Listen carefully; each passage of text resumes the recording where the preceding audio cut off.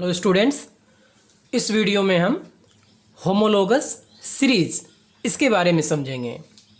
What is homologous series. Homo means क्या होता है? सेम, और सीरीज मीन्स सीक्वेंस।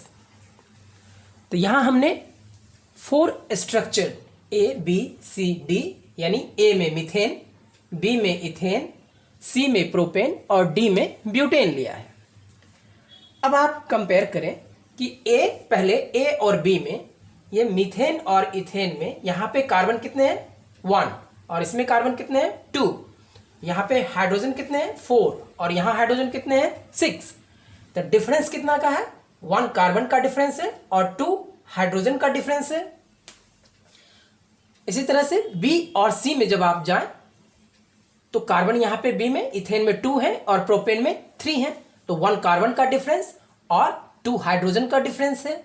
सी और डी में जब जाएं, यानी प्रोपेन और ब्यूटेन में जब जाएं, तो 3 प्रोपेन में कार्बन और 4 ब्यूटेन में, तो 1 कार्बन का डिफरेंस और 2 हाइड्रोजन का डिफरेंस है।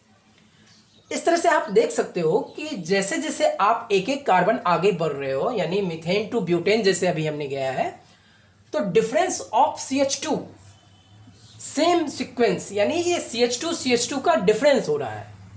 दैट इज, यानी differ by CH2 group is homologous series. Mean it is an organic compound having similar chemical properties in which the successive compound differ by CH2 group, यानी CH2 group से जो compound differ करता है, that is homologous series. तो आपको question क्या आते हैं कि जैसे मीथेन आया, और मीथेन का क्वेश्चन ये होगा कि right the homologous of methane, ये 2 और 3 हो सकते हैं। तो मीथेन जैसे आपने देखा कि CH2 से डिफर किया मीथेन और इथेन में, तो इसमें CH2 ऐड करिए, क्या बन गया? इथेन। तो इस तरह से 2, 3, 4 जितने आपसे प्रश्न पूछे जा सकते हैं, आप उसका आंसर जो है वो CH2 ग्रुप ऐड करके वो होमोलोगस सीरीज बना सकते हैं। दूसरा, जैसे कोई एग्जाम्पल, ये तो अल्केन का हुआ, अगर यहीं पे अल्कीन का अगर हो जाए कि ये जैसे हम ले लें इथीन, तो इथीन का अगर होमोलोगस बनाना पड़े तो इथीन क्या होता है? C2H4। तो compound differ by CH2 group, तो इसका नेक्स्ट जो होमोलोगस होगा क्या हो जाएगा? C3H6। इसका नेक्स्ट C4H8। तो ये इथीन में भी, इथीन का भी होमोलोगस हो जाएगा। अगर कोई फंक्शनल ग्रुप लगा हुआ है, जैसे मिथेनॉल CH3OH, मिथेनॉल, तो मिथेनॉल जो है, यानी इसका होमोलोगस बनाना हो तो क्या होगा कि नेक्स्ट जो होगा वो CH2 ग्रुप ऐड होगा, तो C2H5OH, next C3H7OH, methanol, ethanol, propanol, butanol, so and so on. तो एक इस स्ट्रक्चर के बेसिस पे आप जो है वो होमोलोगस सीरीज बना सकते हैं।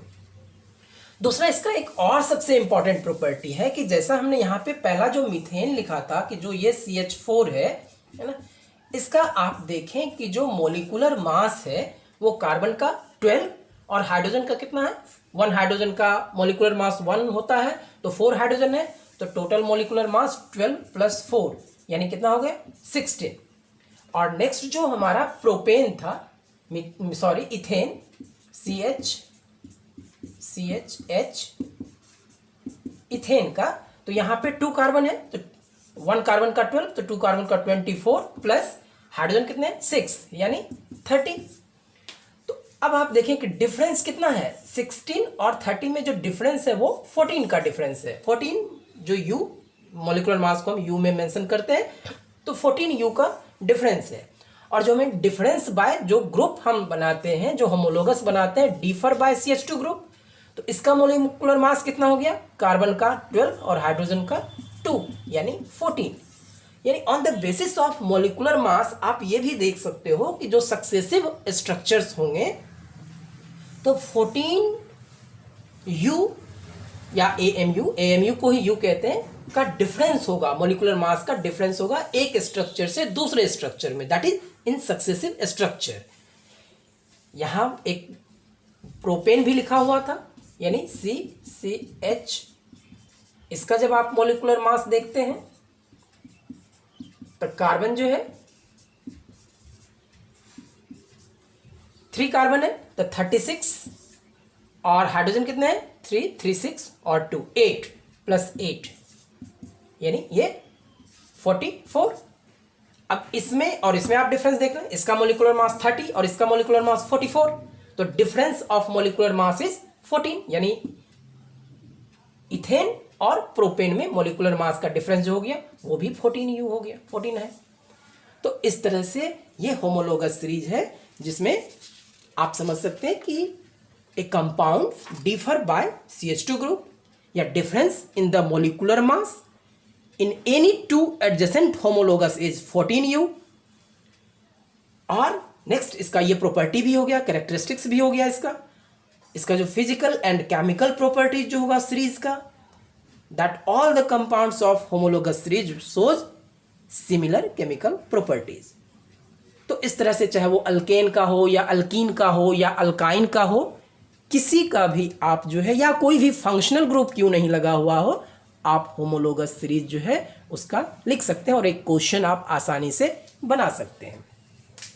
हो सकता है एक और एग्जांपल में ले लो, जैसे मान लें कि अगर ये methanoic acid HCOOH methanoic acid है, इसका अगर होमोलोगस हमें बनाना हो तो क्या होगा, कंपाउंड डिफर बाय CH2 से डिफर करेगा, बस कुछ नहीं करना है आपको, इसमें CH2 ऐड करना है। तो CH2 ऐड करेंगे तो क्या हो गया C2 और H2, 2 H और यहाँ 1 H, यानी C ऐसे लिख सकते हैं COH जो फंक्शनल ग्रुप है इसको आप ऐसे लिख दें और CH2 ऐड कर देते, क्या हो गया CH3COH।